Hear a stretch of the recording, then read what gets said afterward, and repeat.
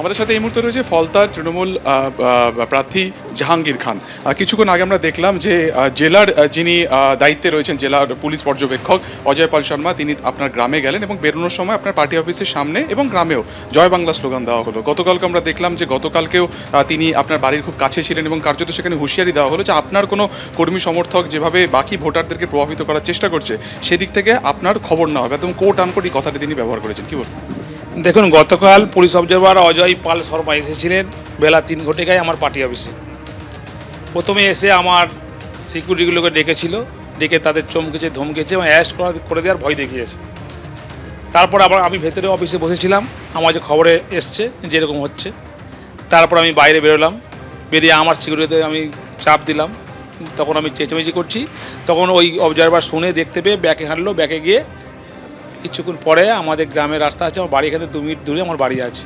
তা আমার গ্রামে পাড়ায় গিয়ে বাড়ির মহিলাদেরকে, মায়েদেরকে, বয়স্ক লোকদেরকে এলাকায় গিয়ে চমকে এই ভিডিও করে ডায়লগ দিয়ে গেছে। শুনছি এ নাকি পুলিশ পোস্টিংয়ের নামে টাকা নেয়, পোস্টিং করার জন্য টাকা নেয়, ট্রান্সফার করার জন্য টাকা নেয়। তারপরে একটা মহিলার সঙ্গে ওর কেস হয়েছে, সে ডিজিকে জানিয়েছিল, তাকে আবার অন্য কেসে ফাঁসানোর চেষ্টা করেছে। আবার আজকে আপনারা মিডিয়ায় দেখতে পাচ্ছেন কত মহিলার সঙ্গে ও নৃত্যতে ব্যস্ত হয়ে আছে। এই ওর চরিত্র। ও ভাবছে তৃণমূল কংগ্রেসের নেতাদেরকে ধমকে চমকে ভয় দেখিয়ে ও ভাবছে উত্তরপ্রদেশের মতো বুলডোজার চালাবে। ঠিক বাংলার মাটি থেকে এবং ফলতার মাটি থেকে আমরা বিজেপিকে উৎখাত করব এবং উচ্ছেদ করব।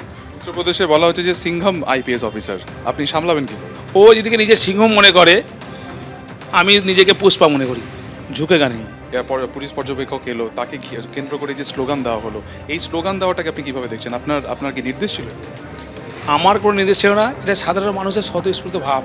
কলকাতা হাইকোর্টে এক আইনজীবী গিয়েছিলেন এবং তিনি বলেছেন যে ধরনের অ্যাক্টিভিটি তিনি করছেন সেটাতে যেন কলকাতা হাইকোর্ট কন্ট্রোল করে, কিন্তু কলকাতা হাইকোর্টের তরফে সাফ বলে দেওয়া হচ্ছে যে 29 তারিখ পর্যন্ত তারা কোনো হস্তক্ষেপ করবে না, প্রয়োজনে নির্বাচন কমিশনে যাওয়া যেতে পারে। আপনি নিজেও তো নির্বাচন কমিশনের ব্যাপারটা বলছেন, কি বলবেন? হস্তক্ষেপ করবে না ওনার সম্বন্ধে, কিন্তু ওনার যে রোল, সেই রোলটা ঠিক না। একটা অবজার্ভের কাজ কী? অবজার্ভ কাজ ফলো আপ করা, অবজার্ভ করা এবং কিছু হলে ইলেকশন কমিশনকে জানানো এবং লোকাল এসপি, লোকাল আইসিকে জানিয়ে তার মাধ্যমে কাজ করা। কিন্তু উনি নিজে সশরীরে স্পটে গিয়ে প্রতি বাড়ি বাড়ি গিয়ে মানুষকে ধমকাচ্ছে চমকাচ্ছে, এটা কিন্তু অবজার্ভের কাজ নয়। তাই আজকের দিনেও দাঁড়িয়ে আর সকাল হলেই ভোট শুরু হবে, এই মুহূর্তে নিয়ম নেই যে কাউকে কোনো আধিকারিককে সরানো। এখন দেখছি জয়েন্ট বিডিও সৌরভ বাবুকে সরিয়ে দিয়েছে।